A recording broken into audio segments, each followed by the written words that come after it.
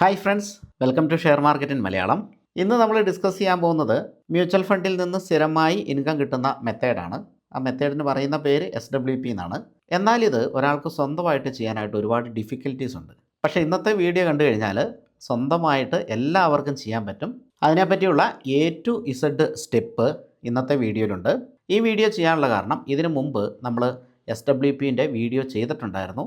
ഒന്നല്ല, 3-4 വീഡിയോ ചെയ്തിട്ടുണ്ട്. കാരണം ഇത് കുറച്ച് കോംപ്ലിക്കേഷൻ ആയിട്ടുള്ള സബ്ജക്റ്റാണ്. അപ്പോൾ ആ വീഡിയോയിലൊക്കെ പ്രധാനപ്പെട്ട പല കാര്യങ്ങളും ഡിസ്കസ് ചെയ്യുന്നുണ്ടെങ്കിലും ഈ വീഡിയോയിൽ നമ്മൾ പ്രധാനമായിട്ടും ഡിസ്കസ് ചെയ്യുന്നത് എത്ര പേഴ്സൻറ്റേജ് വെച്ച് അസറ്റ് അലോക്കേഷൻ ചെയ്യണം, SWP ചെയ്യുന്നതിൻ്റെ കൂടെ കയ്യിൽ നിന്ന് ക്യാഷ് എടുക്കാതെ SIP ചെയ്യുകയും അതുകൊണ്ട് വലിയൊരു നേട്ടമുണ്ടാക്കുകയും ചെയ്യുക. അതുപോലെ തന്നെ മറ്റു വീഡിയോയിൽ നമ്മൾ ഡിസ്കസ് ചെയ്യാത്ത കാര്യമാണ് ടാക്സേഷൻ. വളരെ വിശദമായിട്ട് ടാക്സേഷൻ ഈ വീഡിയോയിൽ വിശദീകരിക്കുന്നുണ്ട്. അതുപോലെ തന്നെ FDയുമായിട്ട് കമ്പയർ ചെയ്തിട്ട് എത്ര ടാക്സ് വരും. ഇപ്പോൾ നമ്മുടെ ക്ലയൻസിൽ പലരും FD ഇൻവെസ്റ്റ് ചെയ്യുന്ന ആൾക്കാരാണ്. മ്യൂച്വൽ ഫണ്ടിൽ അവർ ഇൻവെസ്റ്റ് ചെയ്യുന്നുണ്ട്, ബട്ട് വലിയ എമൗണ്ട് FDയിൽ ഇൻവെസ്റ്റ് ചെയ്തിട്ടുണ്ട്. അത് മ്യൂച്വൽ ഫണ്ടിലേക്ക് കൊണ്ടുവരണം എന്ന് ആർക്ക് ആഗ്രഹമുണ്ട്. അപ്പോൾ അങ്ങനെ കൊണ്ടുവന്നു കഴിഞ്ഞാൽ എന്തൊക്കെയാണ് അവരുടെ ബെനിഫിറ്റ്, എക്സാക്റ്റ് എത്ര ടാക്സ് പേ ചെയ്യേണ്ടി വരും, FD ആണോ മ്യൂച്വൽ ഫണ്ടാണോ ബെറ്റർ, ഇങ്ങനെയുള്ള എല്ലാ കാര്യങ്ങളും വളരെ ഡീറ്റെയിൽഡ് ആയിട്ട് ഈ വീഡിയോയിൽ നമ്മൾ ഡിസ്കസ് ചെയ്യുന്നുണ്ട്. അപ്പോൾ ഇതൊരു SWPൻ്റെ വീഡിയോ ആണെങ്കിലും ഇത്രയും കാര്യങ്ങൾ ഇതിനു മുമ്പ് മറ്റ് വീഡിയോയിൽ ഡിസ്കസ് ചെയ്തിട്ടില്ല. കാരണം ഒന്നാമത് വീഡിയോ വളരെ ലെങ്തി ആകും, രണ്ടാമത് എല്ലാ കാര്യങ്ങളും ഒരുമിച്ച് ഇപ്പോൾ ഇത് വ്യൂ ചെയ്തുകൊണ്ടിരിക്കുന്ന ആളുകൾക്ക് ക്യാപ്ചർ ചെയ്യാൻ പറ്റണമെന്നില്ല. ഈ ലെങ്തി ആയി കഴിഞ്ഞാൽ തന്നെ പകുതി കണ്ടിട്ട് ഇട്ടേച്ച് പോകും. അപ്പോൾ അതൊക്കെ കൊണ്ടാണ് എൻ്റെയർ കാര്യങ്ങൾ നമ്മൾ മറ്റ് വീഡിയോയിൽ വിശദീകരിക്കായിരുന്നു. അതുകൊണ്ട് തന്നെ മറ്റ് വീഡിയോ കണ്ടവരും നിർബന്ധമായിട്ടും ഈ വീഡിയോ കാണുക. പിന്നെ ഈ വീഡിയോ ചെയ്യാനുള്ള പ്രധാനപ്പെട്ട കാരണം നമ്മുടെ 2 ക്ലയൻസിന് വേണ്ടിയിട്ടാണ്.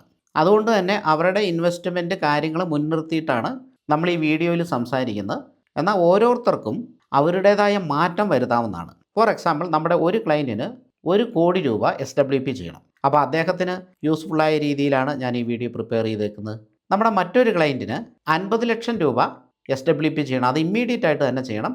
അവർ റിട്ടയേർഡ് പേഴ്സൺസ് ആണ്. അപ്പോൾ ആദ്യത്തെ ആൾ റിട്ടയേർഡ് അല്ല, രണ്ടാമത്തെ ആൾ റിട്ടയേർഡ് ആണ്. എനിവേ 2 പേർക്കും ഉപകാരപ്പെടുന്ന രീതിയിലാണ് ഈ വീഡിയോ ചെയ്തിരിക്കുന്നത്. ഇവിടെ 50 ലക്ഷം രൂപ ലംസമായിട്ട് ഇൻവെസ്റ്റ് ചെയ്യുന്ന ഒരാൾ അത് എങ്ങനെ ചെയ്യണം എന്നുള്ളതാണ് ഈ വീഡിയോയുടെ കാതലായിട്ടുള്ള ഭാഗം. ഇപ്പം ഞാൻ പറഞ്ഞു, ഒരാൾ 1 കോടിയാണ്, അദ്ദേഹത്തിന് ഇത് ഡബിൾ ആക്കിയിട്ട് കാൽക്കുലേറ്റ് ചെയ്താൽ മതി. ഇപ്പോൾ 25 ലക്ഷം ലംസം ചെയ്യുന്ന ആൾക്ക് ഇതിൻ്റെ പകുതിയായിട്ട് കാൽക്കുലേറ്റ് ചെയ്താൽ മതി. ഈ 50 ലക്ഷം ഇൻവെസ്റ്റ് ചെയ്യുമ്പോൾ അദ്ദേഹത്തിന് ഒരു മാസം 50,000 രൂപ വെച്ച് വിഡ്രോ ചെയ്യുന്ന രീതിയിലാണ് ഇതിൻ്റെ കാൽക്കുലേഷൻ വന്നേക്കുന്നത്. പക്ഷേ നമ്മുടെ ക്ലയൻറ്റ് പറഞ്ഞത് മാസം 25,000 രൂപ മതി എന്നുള്ളതാണ്. ഞാനാണ് ഇത് 50,000 ആക്കിയത്.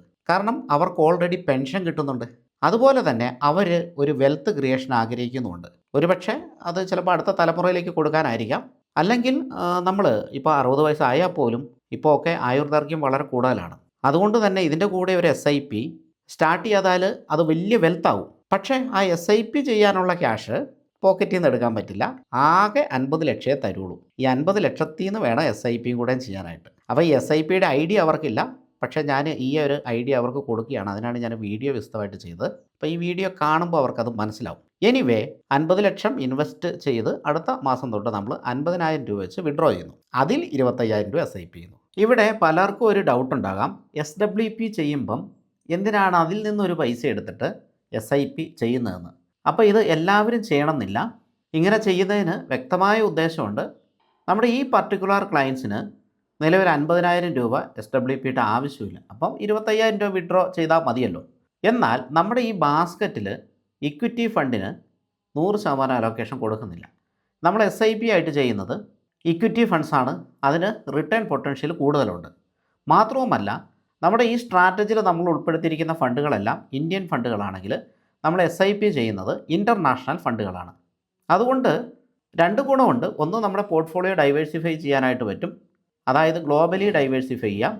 രണ്ടാമത്തേത്, അഥവാ ഇന്ത്യ പെർഫോം ചെയ്തില്ലെങ്കിലും മറ്റ് രാജ്യങ്ങൾ അല്ലെങ്കിൽ ഇന്ത്യക്ക് പുറത്തുള്ള മറ്റ് കമ്പനികൾ പെർഫോം ചെയ്യുമ്പോൾ അതിൻ്റെ ഗുണം നമുക്ക് ലഭിക്കുകയും ചെയ്യും. എന്നാൽ ഓർക്കുക, ഇൻ്റർനാഷണൽ ഫണ്ട്സ് എപ്പോഴും അവൈലബിൾ ആവില്ല. കഴിഞ്ഞ കൊല്ലം തൊട്ട് ഞാൻ നമ്മുടെ ക്ലയൻസിന് കൊടുത്തുള്ള ഇൻ്റർനാഷണൽ ഫണ്ടുകളിൽ ഒന്നും പുതിയതായിട്ടിപ്പോൾ ഇൻവെസ്റ്റ്മെൻറ്റ് ചെയ്യാൻ സാധിക്കില്ല. എന്നാൽ നേരത്തെ SIP സ്റ്റാർട്ട് ചെയ്തവർക്ക് SIP കണ്ടിന്യൂ ചെയ്യാൻ സാധിക്കുന്നുണ്ട്. ആ ഫണ്ടുകൾക്കൊക്കെ നല്ല പെർഫോമൻസും ഉണ്ട്.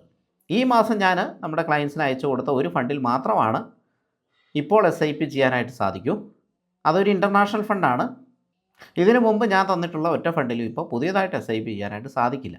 അപ്പോൾ ഇങ്ങനെ ഒരു പ്രശ്നം ഉള്ളതുകൊണ്ട് അവൈലബിലിറ്റി അനുസരിച്ചായിരിക്കും നമ്മൾ ഇൻ്റർനാഷണൽ ഫണ്ടിൽ SIP ചെയ്യുക. ഒരു ഫണ്ടും അവൈലബിൾ ആകാതിരിക്കാൻ സാധ്യതയില്ല. ഇനി അങ്ങനെ വന്നാൽ നമ്മൾ ഇന്ത്യയിലെ തന്നെ മികച്ച ഫണ്ടുകളിൽ ഈ SIP ചെയ്യും. മറ്റൊരു ഡൗട്ട് വരാനുള്ളത് SIPക്ക് പകരം STP ചെയ്താൽ പോരെ എന്നുള്ളതാണ്. ഇൻ്റർനാഷണൽ ഫണ്ടുകളിൽ STP ചെയ്യാനായിട്ട് സാധിക്കില്ല. അവിടെ ഉള്ളി SIP ആണ് ചെയ്യാൻ സാധിക്കുള്ളൂ. അതുകൊണ്ടാണ് ഇവിടെ SIP ചെയ്യുന്നത്. STP ചെയ്യാൻ സാധിക്കുമായിരുന്നെങ്കിൽ, STP എന്ന് വെച്ചാൽ സിസ്റ്റമാറ്റിക് ട്രാൻസ്ഫർ പ്ലാൻ, അതായത് ഒരു ഫണ്ടിൽ നിന്ന് മറ്റൊരു ഫണ്ടിലേക്ക് പൈസ ട്രാൻസ്ഫർ ചെയ്യുന്ന മെത്തേഡ്. അപ്പോൾ അങ്ങനെ സാധിക്കുമായിരുന്നെങ്കിൽ നമ്മൾ STP ഇവിടെ ചെയ്യുള്ളൂ. ഇത് വരാൻ സാധ്യതയുള്ള 2 ഡൗട്ടാണ്. ഞാൻ ഓൾറെഡി അത് ക്ലിയർ ചെയ്തു എന്ന് മാത്രം.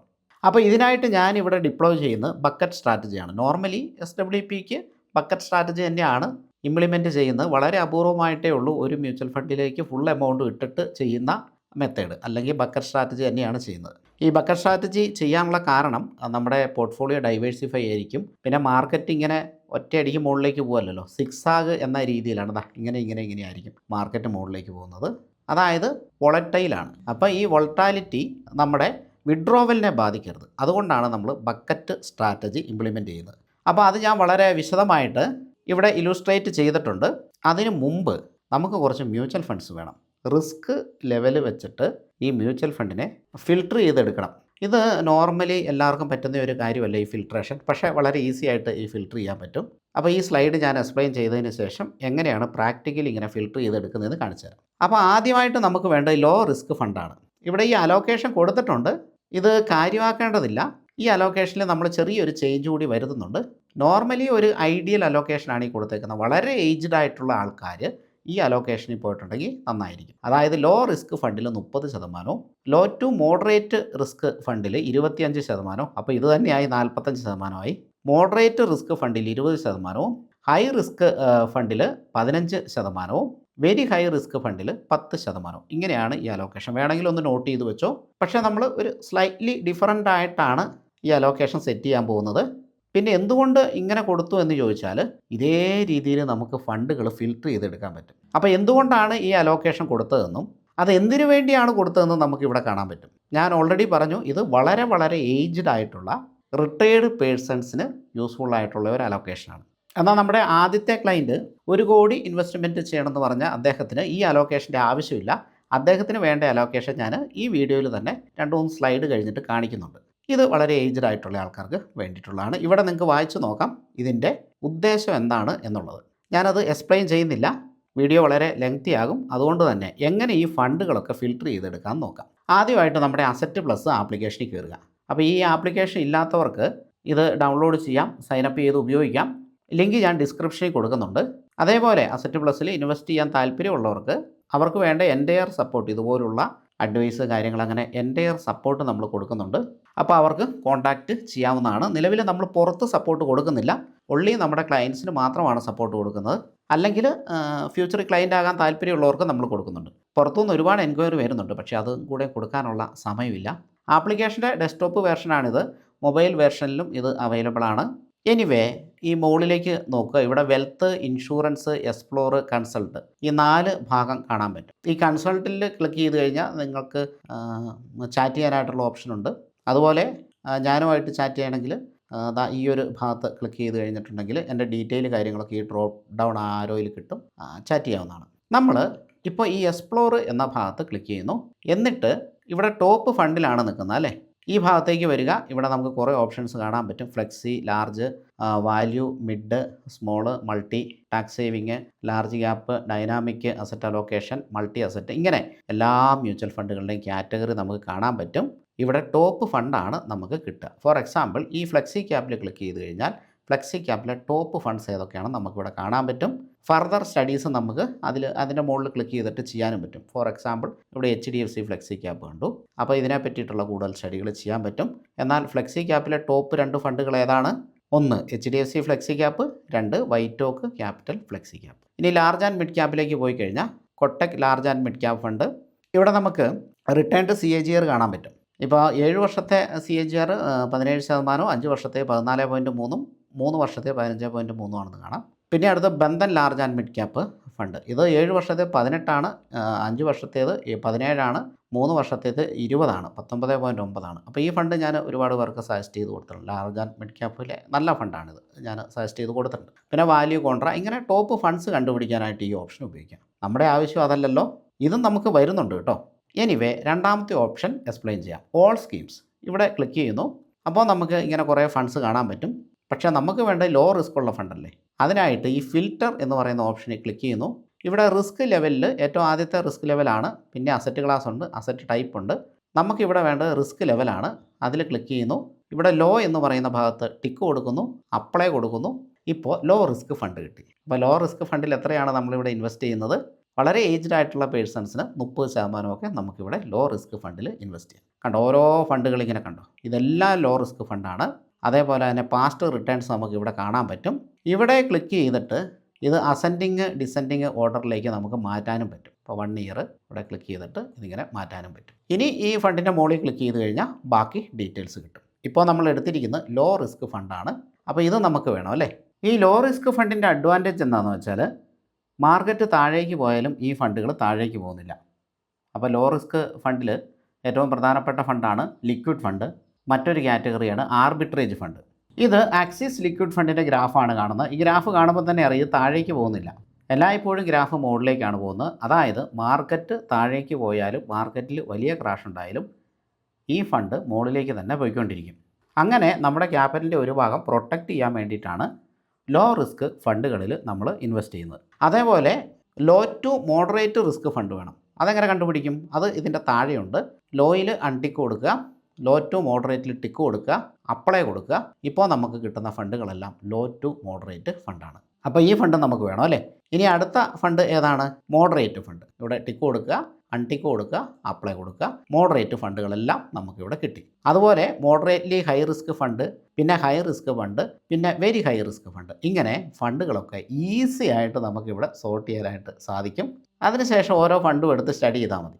എല്ലാം എടുക്കണമെന്നൊന്നുമില്ല. അത്യാവശ്യം ഹിസ്റ്റോറിക്കലി നല്ല റിട്ടേൺ തന്നിട്ടുള്ള ഫണ്ടുകൾ, റീസെൻ്റ്ലി നല്ല റിട്ടേൺ തരുന്ന ഫണ്ടുകൾ, അല്ലെങ്കിൽ ഈ അടുത്ത് ഇപ്പോൾ 1 വർഷമായിട്ട് അല്ലെങ്കിൽ ഏതാനും മാസങ്ങളൊക്കെ ആയിട്ട് നല്ല റിട്ടേൺ തരുന്ന ഫണ്ടുകളൊക്കെ നമുക്ക് ഇങ്ങനെ എടുക്കാനായിട്ട് സാധിക്കും. അപ്പോൾ ഞാൻ ഫണ്ടുകൾ ഫിൽട്ടർ ചെയ്യാനായിട്ട് ഈ ആപ്ലിക്കേഷൻ മാത്രമല്ല കേട്ടോ ഉപയോഗിക്കുന്നത്. ഒരുപാട് ആപ്ലിക്കേഷൻസും പല സർവീസുകളും ഒക്കെ ഉപയോഗിക്കുന്നുണ്ട്. ഈവൻ അത് ഈ പെയ്ഡ് സർവീസുകളും കാര്യങ്ങളും വരുന്നുണ്ട്. പലതും പബ്ലിക്കലി അവൈലബിളും അല്ല. അപ്പോൾ നിങ്ങൾ ഇങ്ങനെ സോർട്ട് ചെയ്തതിന് ശേഷം നിങ്ങൾക്ക് ഇഷ്ടപ്പെട്ട ഫണ്ട് ഏതാണെന്ന് നോക്കുക. എന്നിട്ട് എന്നോടൊന്ന് ഡിസ്കസ് ചെയ്യുക. ഞാൻ ഇന്ന ഫണ്ട് ഇങ്ങനെ എടുത്തിട്ടുണ്ട്, അപ്പോൾ അത് ഓക്കെ ആണോ? അപ്പോൾ ഞാൻ കുറച്ചും കൂടെയും ഡീപ്പ് സ്റ്റഡി നടത്തും, എന്നിട്ടാണ് തരിക. എനിവേ, നോർമലി ഇത് ഉപയോഗിച്ചിട്ടും ഒരു ഇൻവെസ്റ്റർക്ക് ഇൻവെസ്റ്റ് ചെയ്യാം കേട്ടോ. എനിക്ക് മറ്റ് സോഴ്സുകളും കൂടി ഉള്ളതുകൊണ്ട് ഞാനത് നോക്കുന്നതേ ഉള്ളൂ. അത്യാവശ്യം നല്ലൊരു പ്ലാറ്റ്ഫോമാണ്. ഒരുപാട് ഡീറ്റെയിൽസ് ഉണ്ട്. അതുപോലെ ഈ ഫണ്ട്സ് കമ്പയർ ചെയ്യാൻ പറ്റും. കണ്ടോ, ഇങ്ങനെ ഒരു ഓപ്ഷൻ നിങ്ങൾക്ക് ഇവിടെയുണ്ട്. അപ്പോൾ ഈ ഓപ്ഷൻ ഉപയോഗിച്ചിട്ട് ഇവിടെ സ്കീമുകൾ സെലക്ട് ചെയ്തിട്ട് നമുക്ക് ഫണ്ടുകൾ കമ്പയർ ചെയ്യാൻ പറ്റും. ഇത് വളരെ യൂസ്ഫുള്ളാണ്. ഇവിടെ 1, 2, 3, 4 ഫണ്ടുകളൊക്കെ നമുക്ക് ഒരേ സമയം കമ്പയർ ചെയ്യാൻ പറ്റും. കാൽക്കുലേറ്റർ ഇവിടെയുണ്ട്. ഇവിടെ lump sum calculator, SIP, EMI, goal setting, retirement, ഇങ്ങനെ ഈ കാൽക്കുലേറ്റേഴ്സൊക്കെ ഉപയോഗിക്കുക കേട്ടോ. ഇത് ഉപയോഗിക്കാതെ ഒരു കാൽക്കുലേറ്റേഴ്സ് കാര്യങ്ങളൊക്കെ ഉപയോഗിക്കുക. ഇവിടെ ഇങ്ങനെ നമുക്ക് മാറ്റാനൊക്കെ പറ്റും.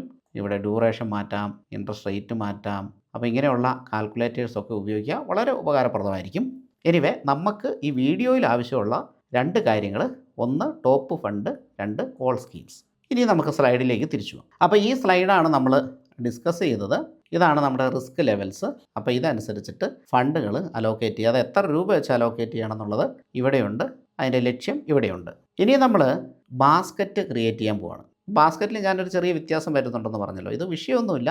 ഇതിൽ ചേഞ്ചുകൾ വരുത്താവുന്നതാണ്. ഇപ്പോൾ നിങ്ങൾക്ക് വളരെ പ്രായം കൂടിയ ആളാണെങ്കിൽ ഈ ലിക്വിഡ് പ്ലസ് ആർബിട്രേജ് ഫണ്ട്, ഇതാണ് നമ്മുടെ ഫസ്റ്റ് ബാസ്ക്കറ്റ് ഫണ്ട്. ഇതിൽ ഞാനിവിടെ കൊടുത്തിരിക്കുന്ന 25%. അതായത് 50 ലക്ഷം രൂപയുടെ 12.5 ലക്ഷമാണ് ഈ 25% കൊണ്ട് ഉദ്ദേശിക്കുന്നത്. അപ്പോൾ ബാസ്ക്കറ്റ് 1ൽ ലിക്വിഡ് പ്ലസ് ആർബിട്രേജ് ഫണ്ടാണ്. ഇത് ഏത് റിസ്ക് ഫണ്ടാണ്? ഇത് ആക്ച്വലി ലോ റിസ്ക് ഫണ്ടാണ്. പക്ഷേ ആ ഒരു കാറ്റഗറിയിൽ എനിക്ക് തോന്നുന്നു 5 എണ്ണം ഉണ്ട്.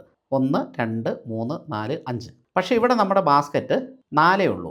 അതായത് ബാസ്ക്കറ്റ് 1, 2, 3, 4. അപ്പോൾ ഞാൻ ഒരു മിക്സിംഗ് ഇവിടെ നടത്തിയിട്ടുണ്ട് കേട്ടോ. 5 ബാസ്ക്കറ്റിൻ്റെ ആവശ്യമില്ല, 4 ഉള്ളൂ. അതുകൊണ്ട് ഇവിടെ ഒരു മിക്സിംഗ് നടത്തിയിട്ടുണ്ട്. അപ്പോൾ ബാസ്ക്കറ്റ് 2 ബാലൻസ്ഡ് അഡ്വാൻറ്റേജ് ഫണ്ട്, പിന്നെ മൾട്ടി അസറ്റ് അലോക്കേഷൻ ഫണ്ടുമാണ് ഉൾപ്പെടുന്ന 35%. ബാസ്ക്കറ്റ് 3 ഫ്ലെക്സി ക്യാപ്പ് ഫണ്ടും ലാർജ് ആൻഡ് മിഡ് ക്യാപ്പ് ഫണ്ടും. ബാസ്ക്കറ്റ് 4 മിഡ് ക്യാപ്പും സ്മോൾ ക്യാപ്പും ഫണ്ട്സുമാണ് ഉൾപ്പെടുന്നത്. അത് വളരെ കുറഞ്ഞ അലോക്കേഷനേ ഉള്ളൂ, 15%. അപ്പോൾ ഏജ് വളരെ കുറഞ്ഞവർ ഈ പേഴ്സൻറ്റേജ് കൂട്ടാം. വളരെയെന്ന് പറഞ്ഞിട്ടുണ്ട് ഈവൻ 25, 30, 35 വയസ്സൊക്കെ ഉള്ളവർക്ക് പോലും ഈ പേഴ്സൻറ്റേജ്, ആ 40 വയസ്സുള്ളവർക്കും കൂട്ടാം കേട്ടോ. അപ്പോൾ ഇത് ഓരോ ഏജ് കാറ്റഗറി അനുസരിച്ചിട്ട്, പിന്നെ നമ്മുടെ റിസ്ക് പ്രൊഫൈലും ഇപ്പോൾ നമ്മൾ ഭയങ്കരമായിട്ട് കൂട്ടിക്കഴിഞ്ഞിട്ടുണ്ടെങ്കിൽ നമ്മുടെ പോർട്ട്ഫോളിയോ ഭയങ്കരമായിട്ട് ചാഞ്ചാടും. അപ്പോൾ അത് പ്രശ്നമില്ലാത്തവർ വേണം ഇത് കൂട്ടാനായിട്ട്. അപ്പോൾ ഇത് കുറയ്ക്കും തോറും ചാഞ്ചാട്ടം കുറയും. അപ്പോൾ ഇതാണ് ഈ 4 ബാസ്ക്കറ്റുകൾ. അപ്പോൾ ഈ ഫണ്ടുകളൊക്കെ എവിടെ കണ്ടുപിടിക്കാം? ഇതൊക്കെ നമുക്ക് അസറ്റ് പ്ലസിൽ കണ്ടുപിടിക്കാം. ഈ ടോപ്പ് ഫണ്ട്സ് എന്ന് പറയുന്ന ഭാഗത്ത് ക്ലിക്ക് ചെയ്ത് കഴിഞ്ഞാൽ ഇതാ ഫ്ലെക്സി ക്യാപ്പ് വന്നു, ലാർജ് ആൻഡ് മിഡ് ക്യാപ്പ് വന്നു, മിഡ് ക്യാപ്പ് വന്നു, സ്മോൾ ക്യാപ്പ് വന്നു, അതുപോലെ തന്നെ മൾട്ടി അസറ്റ് ഫണ്ടുകൾ വന്നു. ഇനി ഇതിൽ വേറെയുണ്ട്, അഗ്രസീവ്, ഹൈബ്രിഡ്, കൺസർവേറ്റീവ്. ഇത് ഹൈബ്രിഡ് ഫണ്ടുകളാണ്. പിന്നെ കമ്മോഡിറ്റി, ഓപ്പർച്യൂണിറ്റി, ഇങ്ങനെ കുറേ ഉണ്ട്. പക്ഷേ ഇതെല്ലാം നമുക്ക് ഉൾപ്പെടുത്തേണ്ട ആവശ്യമില്ല. നമ്മുടെ കയ്യിൽ ഒരു കുറച്ച് ഫണ്ട്സ് മതി. അത് നമ്മളിങ്ങനെ ബാസ്ക്കറ്റ് ക്രിയേറ്റ് ചെയ്തിട്ട്, ഇപ്പോൾ ആർബിട്രേജ് കണ്ടോ, ലിക്വിഡ് ആൻഡ് ആർബിട്രേജ് എന്ന് വന്നില്ലേ, അപ്പോൾ അതിലെ ആർബിട്രേജ് ഫണ്ടാണ് ഇത്. അതിലെ ടോപ്പ് ഫണ്ടുകൾ നിങ്ങൾക്ക് കണ്ടെത്താം. കോർപ്പറേറ്റ് ബോണ്ടുണ്ട്. അപ്പോൾ ഇങ്ങനെ എല്ലാ ഫണ്ടും നമ്മൾ നമ്മുടെ പോർട്ട്ഫോളിയോ ഉൾപ്പെടുത്തിയിട്ടില്ല. വളരെ അനുയോജ്യമായ ഫണ്ടുകളാണ് നമ്മളിവിടെ ഉൾപ്പെടുത്തിയിട്ടുള്ളത്. വേണമെങ്കിൽ ഇതിൽ മാറ്റം വരുത്താം. കാരണം ഒരാവശ്യവും ഇല്ലാതെ ഈ ഫണ്ടുകളൊന്നും ഉണ്ടാവില്ല. ഈ ഫണ്ടുകൾക്കൊക്കെ അതിൻ്റേതായ ആവശ്യങ്ങളുണ്ട്. ചില സമയത്ത് ചില ഫണ്ടുകൾ വളരെ കൂടിയ റിട്ടേൺ തരും, ചില സമയത്ത് ചില ഫണ്ടുകൾ ഓവർ വാല്യൂഡ് ആയിരിക്കും. അപ്പോൾ ഇങ്ങനെയൊക്കെയുള്ള അവസരങ്ങളിൽ നമ്മൾ ഫണ്ടുകൾ അങ്ങോട്ടും ഇങ്ങോട്ടും മാറ്റാറുണ്ട്. കോമൺ ആയിട്ട് ഇതാണ് അതിൻ്റെ ഒരു ബാസ്ക്കറ്റ്. പേഴ്സൻറ്റേജും കിട്ടിയല്ലോ.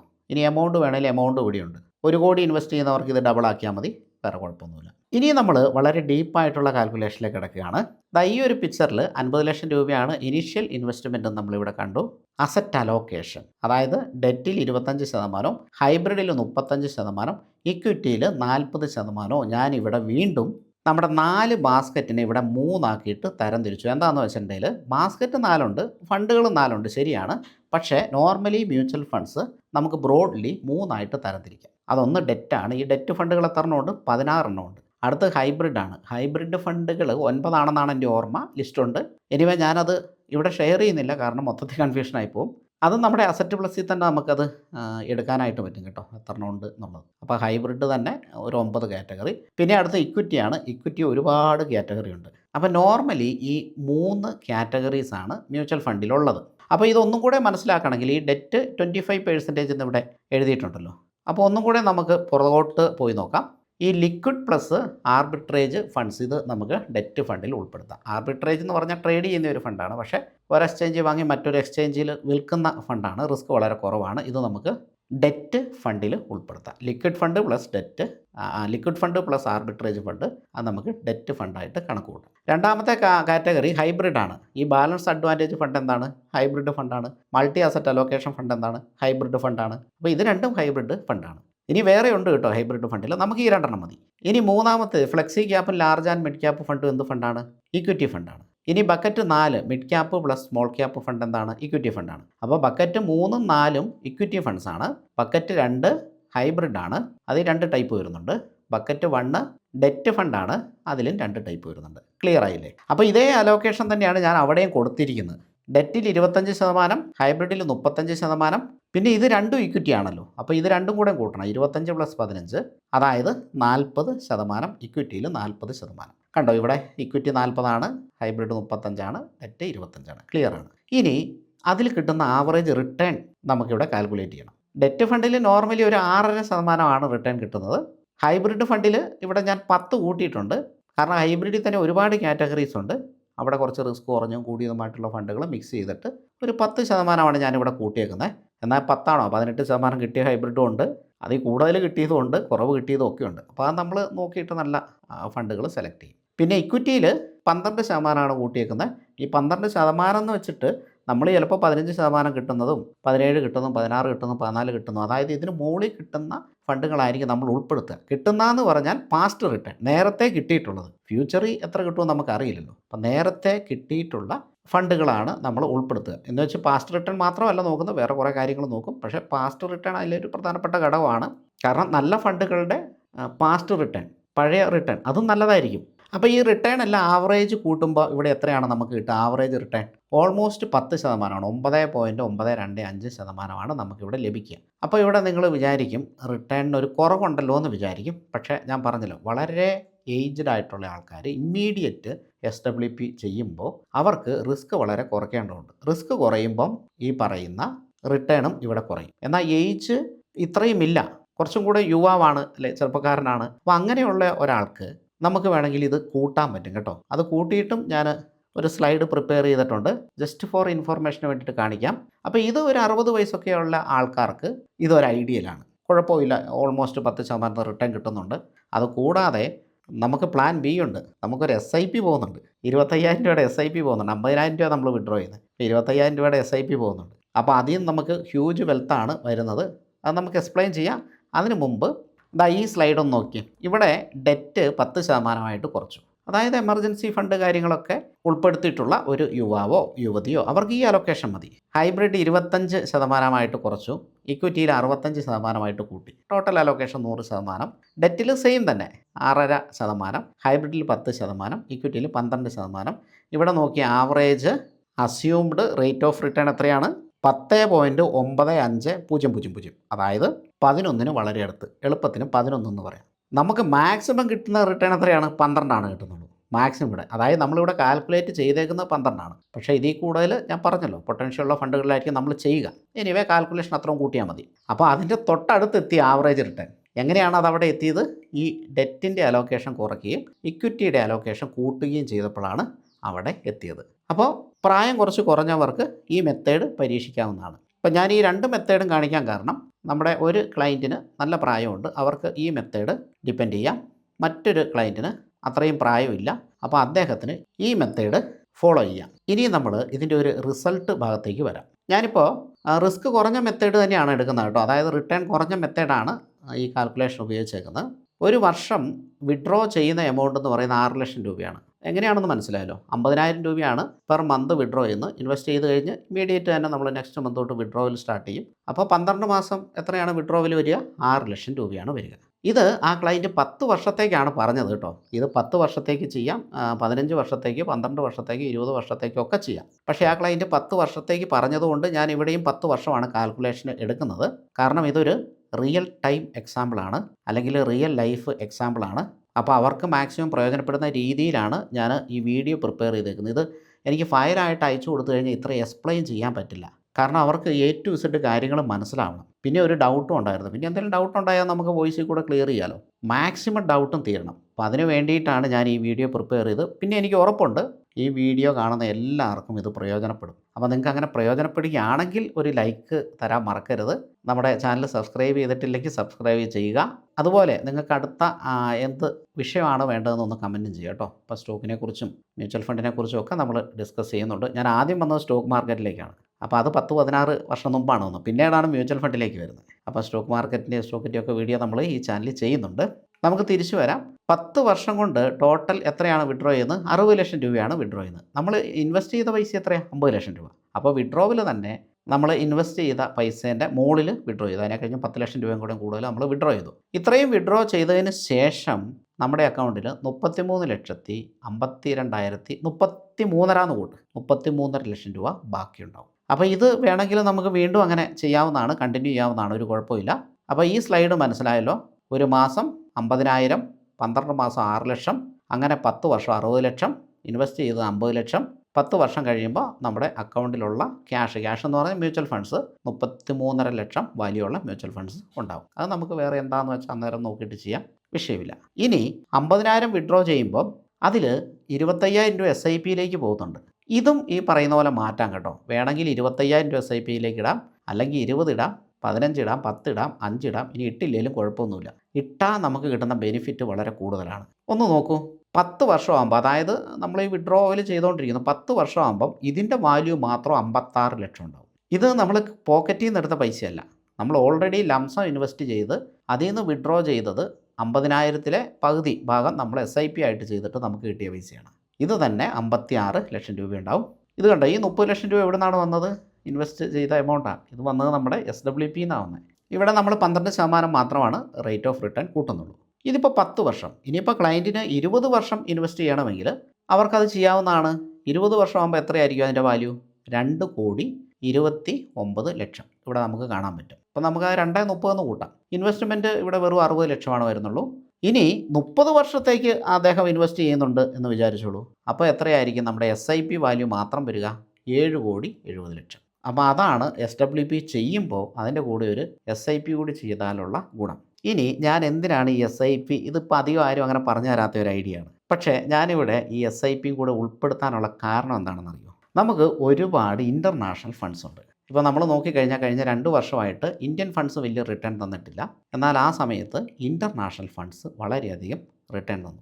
എന്നാൽ ഈ ഇൻ്റർനാഷണൽ ഫണ്ട്സിൽ എനിക്കറിയാം നമ്മുടെ ഇന്ത്യൻ ഇൻവെസ്റ്റേഴ്സിൽ 90% പേര് ഇൻവെസ്റ്റ് ചെയ്തിട്ടില്ല. പക്ഷേ ഞാൻ കഴിഞ്ഞ കൊല്ലം തൊട്ടേ നമ്മുടെ ക്ലയൻസിനോട് ഇൻ്റർനാഷണൽ ഫണ്ടുകളുടെ ഇൻഫോർമേഷൻസ് കൊടുക്കാറുണ്ട്. അപ്പോൾ ഈ ഇൻ്റർനാഷണൽ ഫണ്ട്സിൽ നമുക്ക് ഓൾറെഡി റിട്ടേൺ കൂടുതലാണല്ലോ. പിന്നെ നമ്മുടെ പോർട്ട്ഫോളിയോ ഒരു 50% എങ്കിലും, അത് മാക്സിമം ആണ്, 40,000 കുഴപ്പമില്ല, 30,000 കുഴപ്പമില്ല. അപ്പോൾ ഇത്രയും ശതമാനം നമ്മൾ ഇൻ്റർനാഷണൽ ഫണ്ട്സിലേക്ക് ഡൈവേഴ്സിഫൈ ചെയ്യേണ്ട ആവശ്യമുണ്ട്. ഇത് ഒട്ടുമിക്ക ഇന്ത്യൻ ഇൻവെസ്റ്റേഴ്സും ചെയ്യാറില്ല. ചെയ്യാത്തതിന് പല കാരണങ്ങളുണ്ട്. ഒന്ന്, ഈ ഫണ്ട് കിട്ടില്ല എന്നുള്ളതാണ്. അപ്പോൾ ഞാൻ കഴിഞ്ഞ കൊല്ലം തൊട്ട് സജസ്റ്റ് ചെയ്ത എല്ലാ ഫണ്ടുകളും ഇപ്പോൾ ക്ലോസ് ആയി. ഈ ഫണ്ടുകളൊന്നും ഇനി പുതിയതായിട്ട് പർച്ചേസ് ചെയ്യാൻ പറ്റില്ല. ഇനി എപ്പോഴെങ്കിലും അതിലെ AUM കുറഞ്ഞു കഴിഞ്ഞാൽ, ലോക്ക് അഴിച്ചു കഴിഞ്ഞാൽ അത് ഓപ്പൺ ആകുകയാണെങ്കിൽ പർച്ചേസ് ചെയ്യാൻ പറ്റും. പക്ഷേ ഇതെപ്പോൾ ഓപ്പൺ ആകുന്ന ആർക്കും അറിയത്തില്ല. നമ്മൾ മാനുവലി തന്നെ ചെക്ക് ചെയ്യണം. അപ്പോൾ ഇങ്ങനെയുള്ളത് കൊണ്ട് ഇൻ്റർനാഷണൽ ഫണ്ടുകളിൽ ആരും അങ്ങനെ ഇൻവെസ്റ്റ് ചെയ്യാറില്ല. അത് നല്ലതാണോ എന്ന് ചോദിച്ചാൽ വളരെ നല്ലതാണ്, ചെയ്യുന്ന നല്ലതാണ്. ഈ ഫണ്ട് ക്ലോസ് ആകുന്നതൊക്കെ അതിൻ്റെ ഡിമാൻഡ് കാരണമാണ്. ഒരു ഫണ്ടിന് ഡിമാൻഡ് ഇല്ലെങ്കിൽ അതിലേക്ക് പൈസ വരില്ലല്ലോ. പൈസ വന്ന് നിറഞ്ഞിട്ട് ഗവൺമെൻറ് പറയുന്ന ലിമിറ്റ് കഴിയുമ്പോഴാണല്ലോ അത് ക്ലോസ് ആക്കുക. അപ്പോൾ അത് ക്ലോസ് ആക്കിയാലും നമുക്ക് എപ്പോൾ വേണമെങ്കിലും വിൽക്കാനും പറ്റും. നമ്മുടെ ഹോൾഡിങ്ങിലുണ്ടെങ്കിൽ ആ ഫണ്ട് വളരുന്നതനുസരിച്ച് നമ്മുടെ ഹോൾഡിംഗ് വളരുകയും ചെയ്യും. ഇത് അടുത്ത ഒരു 5-10 വർഷം കൊണ്ട് വലിയൊരു കോർപ്പസായി വളരാൻ സാധ്യതയുണ്ട്. അപ്പോൾ അതുകൊണ്ട് ഇൻ്റർനാഷണൽ ഫണ്ട്സിൽ ഇൻവെസ്റ്റ് ചെയ്യണം. എന്നാൽ ഇതൊട്ടുമിക്ക ആൾക്കാരും ചെയ്യുന്നില്ല. അപ്പോൾ നമ്മുടെ ഇൻവെസ്റ്റേഴ്സ് അത് ചെയ്യണമെന്ന് നിർബന്ധം ഉള്ളതുകൊണ്ടാണ് ഞാൻ ഇതിൻ്റെ കൂടെ ഈ SWPൻ്റെ കൂടെ 25,000 രൂപ SIP കൂടി ആഡ് ചെയ്തത്. അപ്പോൾ ഈ SIP ചെയ്യുന്നത് പ്യുവർലി ഇൻ്റർനാഷണൽ ഫണ്ട്സിലായിരിക്കും. അമേരിക്കയിലും അതുപോലുള്ള ഫണ്ട്സിലായിരിക്കും. ഇപ്പോൾ ആ ഫണ്ടുകളൊന്നും അവൈലബിൾ അല്ല. എനിവേ അതൊക്കെ അവൈലബിൾ ആകും. നമ്മളിവിടെ ചെക്ക് ചെയ്യുന്നുണ്ട്. അതനുസരിച്ച് നമ്മുടെ ഇൻവെസ്റ്റേഴ്സിന് ഇൻഫോർമേഷൻ കൊടുക്കും. ഇപ്പം ഞാൻ ഈ മാസം ഷെയർ ചെയ്ത ഒരൊറ്റ ഫണ്ട് മാത്രമാണ് ഇപ്പം ഇൻവെസ്റ്റ്മെൻറ്റിന് അവൈലബിൾ ആയിട്ടുള്ളൂ.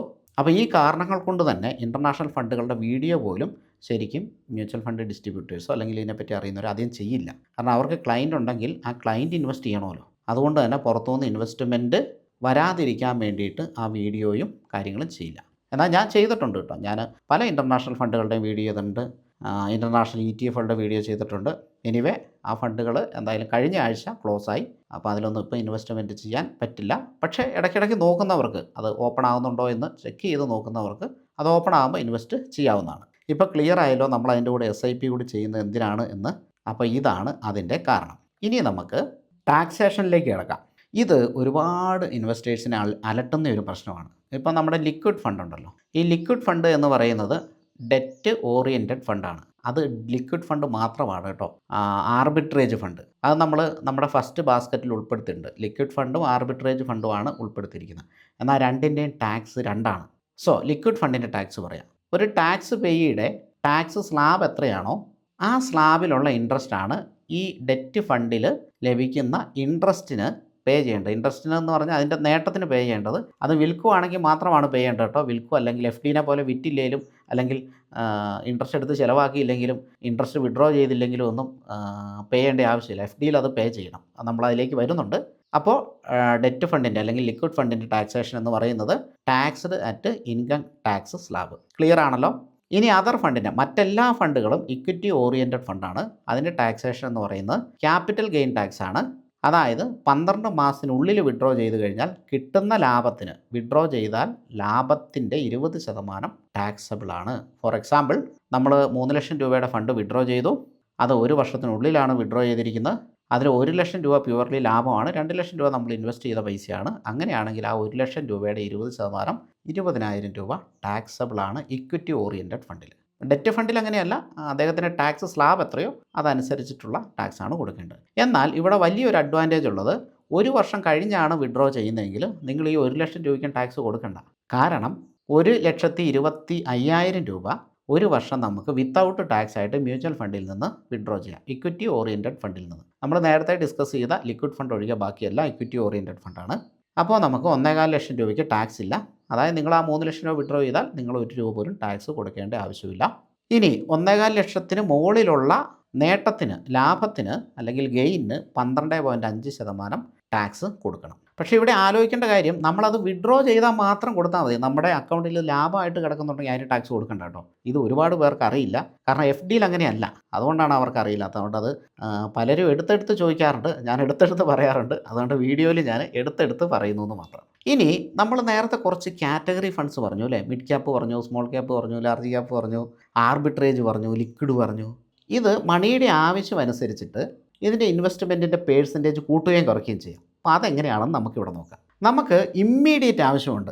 ഇപ്പോൾ ഇന്ന് നമ്മൾ ഇൻവെസ്റ്റ് ചെയ്തു, ഒരാഴ്ച കഴിഞ്ഞിട്ട് ആ പൈസ ആവശ്യമുണ്ട്, അല്ലെങ്കിൽ അതിൻ്റെ ഒരു ഭാഗം ആവശ്യമുണ്ട്, അല്ലെങ്കിൽ നമ്മളിവിടെ ചെയ്യുന്ന SWP ഇപ്പോൾ ഇൻവെസ്റ്റ് ചെയ്ത് ഏതാണ്ട് 1 മാസം കഴിഞ്ഞ് SWP ചെയ്യാനാണ് നമ്മൾ പ്ലാൻ ചെയ്യുന്നത്. അപ്പോൾ അങ്ങനെ SWP ചെയ്യുമ്പോൾ വളരെ പെട്ടെന്ന് നമുക്ക് പൈസ ആവശ്യമുണ്ട്. അതിനായിട്ടാണ് നമ്മൾ ലിക്വിഡ് ഫണ്ടിൽ ഇൻവെസ്റ്റ് ചെയ്യുന്നത്. Immediate liquidity 6 to 12 months of SWP. അതായത് ആദ്യത്തെ 1 വർഷത്തെ SWP നമ്മൾ ചെയ്യുന്നത് ഈ ലിക്വിഡ് ഫണ്ടിൽ നിന്നാണ്. അതിനാണ് നമ്മൾ ഈ ലിക്വിഡ് ഫണ്ട് ചെയ്യുന്നത്. അപ്പോൾ ഇത് കുറേ പേര് ചോദിച്ചിട്ടുണ്ട്. അതായത് നമ്മളിപ്പോൾ പല രീതിയിൽ ചെയ്യുന്നുണ്ടല്ലോ, അതിൽ SWP ചെയ്യുമ്പോൾ ഏത് ഫണ്ടിൽ നിന്നാണ് വിഡ്രോ ചെയ്യുന്നത്. അപ്പോൾ ആദ്യത്തെ വർഷം ലിക്വിഡ് ഫണ്ടിൽ നിന്നാണ് വിഡ്രോ ചെയ്യുന്നത്. 1 വർഷം കഴിഞ്ഞിട്ട് നമ്മൾ SWP ചെയ്യുന്നത് ആർബിട്രേജ് ഫണ്ടിൽ നിന്നാണ്. Money not needed for at least 1 year. അതായത് 1 വർഷത്തേക്ക് ആവശ്യമില്ലാത്ത പൈസ ആർബിട്രേജ് ഫണ്ടിൽ ഇടാവുള്ളൂ. ലിക്വിഡ് ഫണ്ടിൽ നമുക്ക് ഇടാം, കുഴപ്പമില്ല. ഇമ്മീഡിയറ്റ് ആവശ്യമുള്ള പൈസ ഇടാം, നോ ഇഷ്യൂ. ഇവിടെ 6 മുതൽ 12 ഇവിടെ കൊടുത്തിട്ടുണ്ടെങ്കിൽ അത് നോക്കണ്ട കേട്ടോ. നിങ്ങൾക്കിപ്പം അത് ഇൻവെസ്റ്റ് ചെയ്തിട്ട് ഒരാഴ്ച കഴിഞ്ഞ് പിൻവലിക്കണമെങ്കിൽ പിൻവലിക്കാം, അതിനൊന്നും വിഷയമില്ല. ഒരാഴ്ച എന്ന് പറയാൻ കാരണം മിക്ക ലിക്വിഡ് ഫണ്ടിൻ്റെയും എക്സിറ്റ് ലോഡ് 7 ദിവസമാണ് വരിക. അത് ചെറിയൊരു പെർസെൻറ്റേജാണ്, ബട്ട് അത് 7 ദിവസമാണ് വരിക. 7 ദിവസം കഴിഞ്ഞിട്ടുണ്ടെങ്കിൽ എക്സിറ്റ് ലോഡ് ഉണ്ടാവില്ല.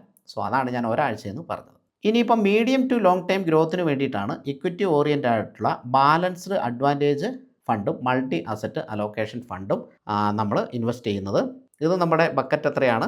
നമ്മുടെ ബക്കറ്റ് 2. ഈ ആദ്യത്തെ 1ഉം 2ഉം ബക്കറ്റ് 1-ൽ പോവും. ലിക്വിഡ് ഫണ്ടും ആർബിട്രേജ് ഫണ്ടും ബക്കറ്റ് 1-ൽ പോവും. രണ്ടാമത്തേത് ബക്കറ്റ് 2-ൽ പോവും. മൂന്നാമത്തേത്, അതായത് ലോങ് ടൈം വെൽത്ത് ക്രിയേഷന് വേണ്ടിയിട്ട് flexi cap, large and mid cap, small cap ഫണ്ടുകൾ നമ്മളിവിടെ ഉപയോഗിക്കുന്നുണ്ട്. ഇത് ബക്കറ്റ് 3-ലും 4-ലും പോവും.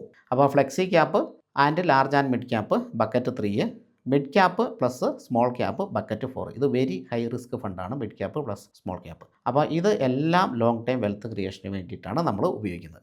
അപ്പോൾ ഇത് ഇങ്ങനെ നമ്മൾ സോർട്ട് ചെയ്തേക്കുന്നത് എന്തിനാണെന്ന് വെച്ചിട്ടുണ്ടെങ്കിൽ ലിക്വിഡിറ്റി ബാലൻസ് ചെയ്യാൻ വേണ്ടിയിട്ടും ടാക്സ് എഫിഷ്യൻസിക്ക് വേണ്ടിയിട്ടും പിന്നെ ലോങ് ടൈം ഗ്രോത്തിന് വേണ്ടിയിട്ടും എല്ലാം ഇവിടെ പരിഗണിക്കുന്നുണ്ട്. അപ്പം ഇതിന് വേണ്ടിയിട്ടാണ് ഇങ്ങനെ ഒരു അലോക്കേഷൻ നമ്മൾ കൊടുത്തിരിക്കുന്നത്.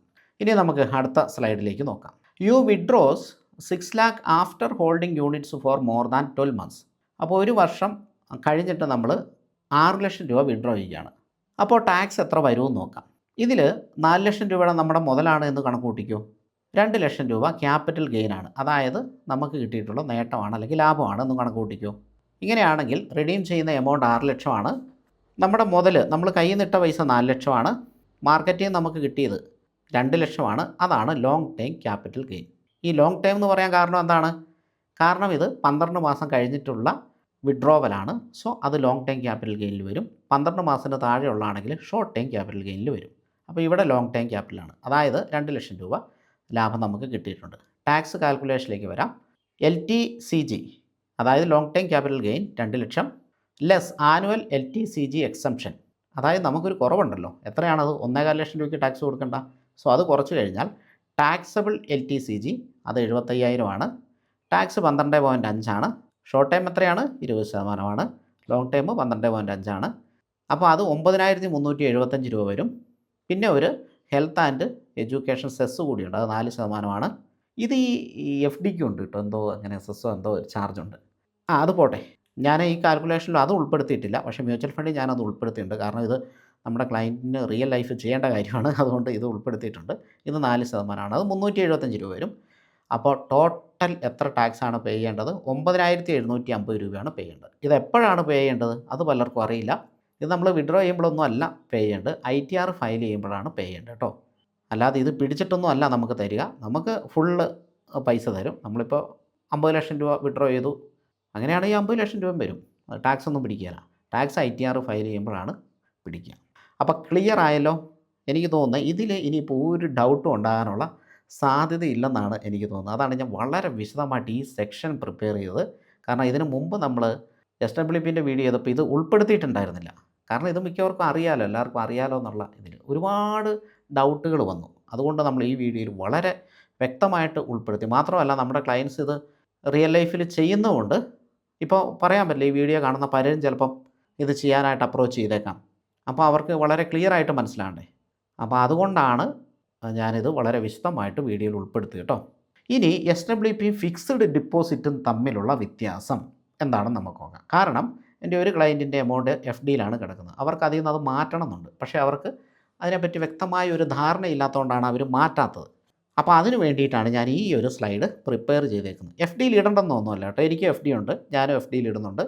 പക്ഷേ ഒരു പരിധി കൂടുതൽ ഇടേണ്ട ആവശ്യമില്ല. നമുക്ക് എല്ലാ ഇൻവെസ്റ്റ്മെൻറ്റ് വേണം. ഗോൾഡ് വേണം, FD വേണം, മ്യൂച്വൽ ഫണ്ട് വേണം, പിന്നെ വേറെ എന്തൊക്കെയാണോ അത് റിയൽ എസ്റ്റേറ്റൊക്കെ ഓക്കെ എല്ലാം വേണം. അതിനൊന്നും ഞാൻ എതിരല്ല. പക്ഷേ ചിലപ്പോൾ FDയിലൊക്കെ ഭയങ്കരമായിട്ട് പൈസ ഇട്ട് ഡെഡായിട്ട് അവിടെ കിടക്കുന്നുണ്ടാവും, അല്ല വലിയ റിട്ടേൺ ഒന്നും ഇല്ലാതെ. അപ്പോൾ അങ്ങനെ ഉണ്ടെങ്കിൽ ആ പൈസ ഇതിലേക്ക് മാറ്റാം, മ്യൂച്വൽ ഫണ്ടിലേക്ക് മാറ്റാം എന്നാണ് ഞാൻ ഉദ്ദേശിച്ചത്. ഇപ്പോൾ റെഗുലർ ഇൻകം FDയിലിട്ടാൽ കിട്ടുമോ? FDയിലിട്ടാൽ റെഗുലർ ഇൻകം കിട്ടും. പക്ഷേ നമുക്കിപ്പോൾ എല്ലാ മാസവും കിട്ടണമെന്നോ അങ്ങനെ പ്ലാനുകളൊക്കെ ഉണ്ട്. എനിവേ ഇൻട്രസ്റ്റ് പേ ഔട്ടാണ്. അതായത് ഇൻട്രസ്റ്റ് ആകണം അവിടെ. അങ്ങനെയാണ്, ഒരു ചെറിയൊരു ലിമിറ്റേഷനുണ്ട്. എന്നാൽ നമുക്ക് SWP വീക്ക്ലി വെച്ച് വരെ ചെയ്യാം.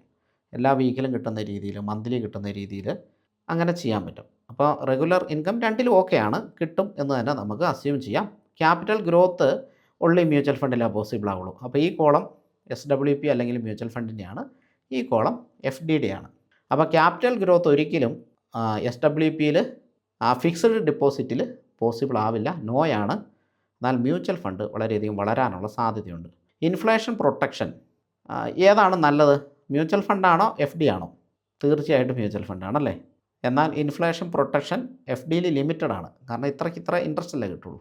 അപ്പോൾ അവിടെ അത് ലിമിറ്റഡ് ആണ്. ഇനി ടാക്സേഷൻ വന്നു കഴിഞ്ഞാൽ only the capital gain portion of each redemption is taxed. അതായത് നമുക്ക് കിട്ടുന്ന ലാഭം, നമ്മൾ വിഡ്രോ ചെയ്യുന്ന എമൗണ്ടിൽ എത്ര ലാഭമുണ്ടോ ആ പോർഷന് മാത്രം ടാക്സ് കൊടുത്താൽ മതി.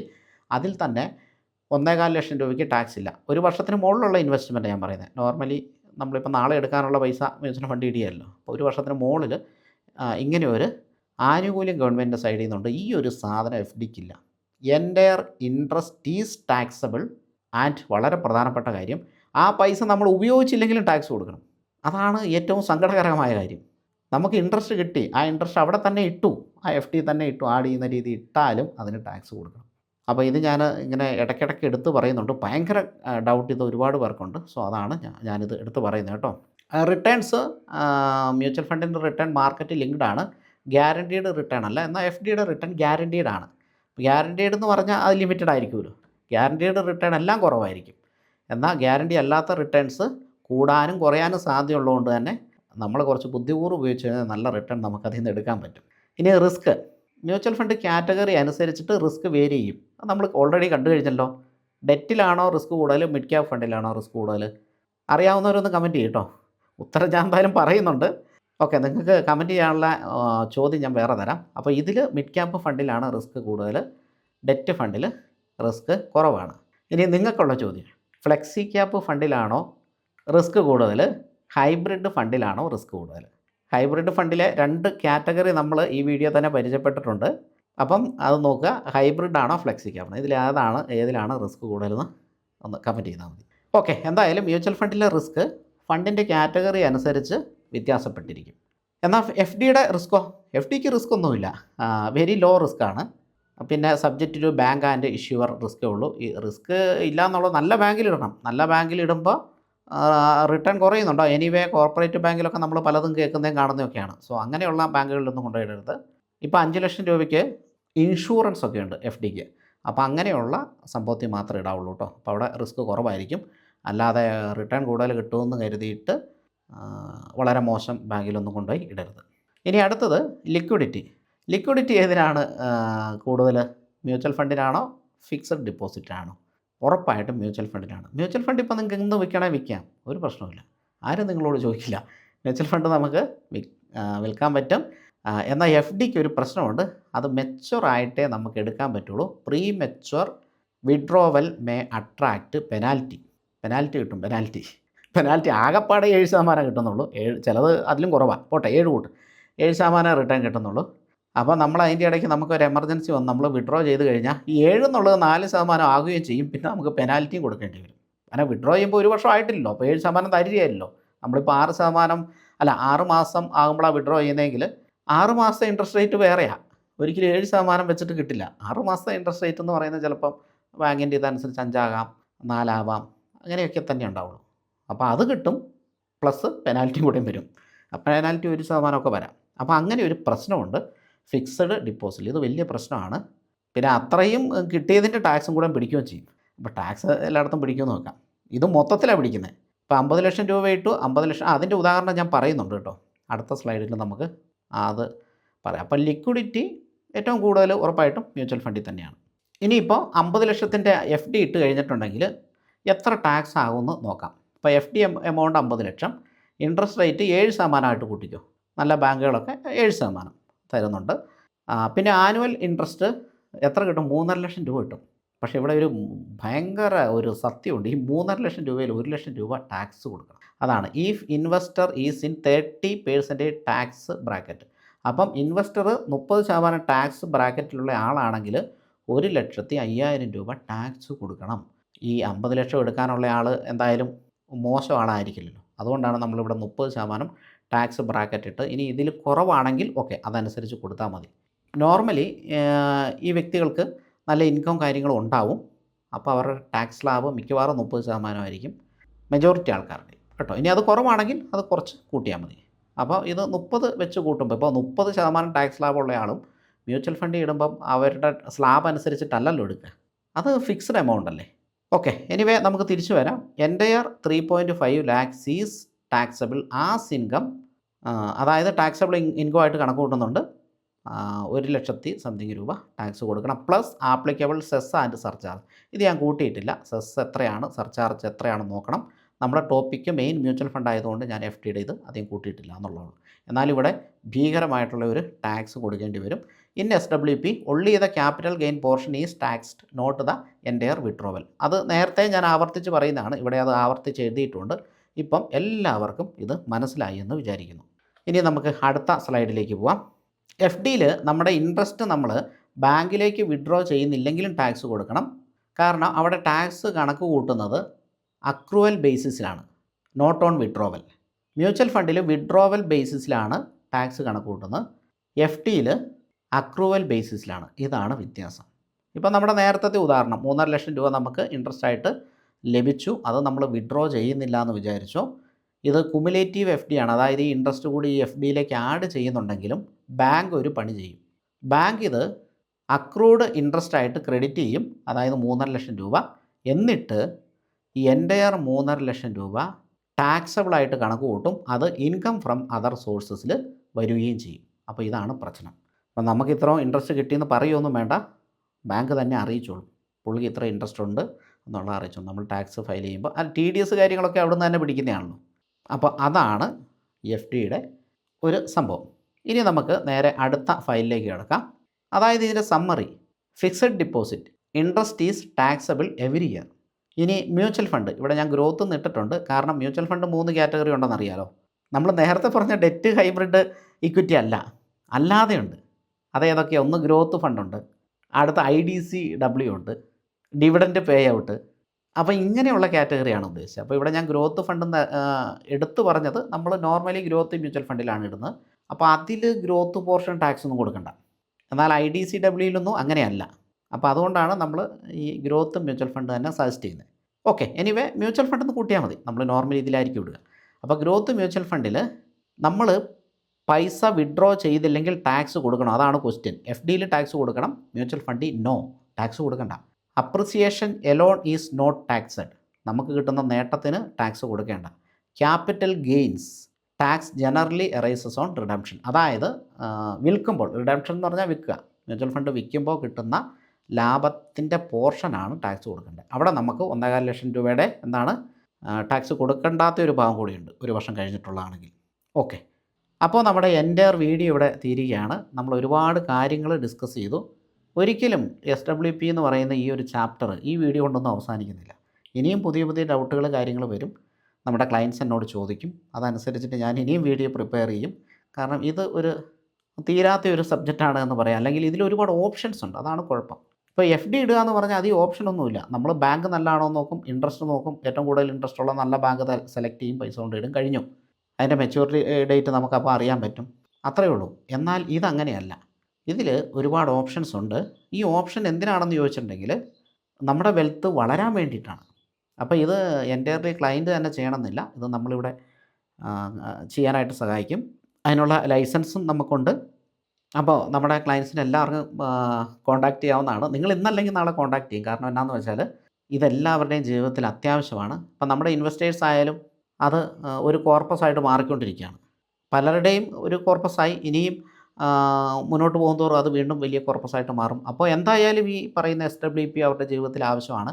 അപ്പോൾ അത് കൊണ്ട് ഉറപ്പായിട്ടും കോൺടാക്റ്റ് ചെയ്യും. പക്ഷേ അതിനു മുമ്പ് കുറച്ച് ഐഡിയ എല്ലാവർക്കും മനസ്സിലൊക്കെ ഇരിക്കട്ടെ എന്ന് കരുതിയിട്ടാണ് ഞാൻ ഈ വീഡിയോ ചെയ്തത്. അപ്പോൾ ഇതിന് മുമ്പ് ഈ വീഡിയോ കണ്ടിട്ടില്ലാത്ത അല്ലെങ്കിൽ ഈ സീരീസിലുള്ള വീഡിയോ കണ്ടിട്ടില്ലാത്തവർക്ക് ഞാൻ ആ വീഡിയോൻ്റെ ലിങ്ക് എല്ലാം ഡിസ്ക്രിപ്ഷനിൽ കൊടുത്തേക്കാം.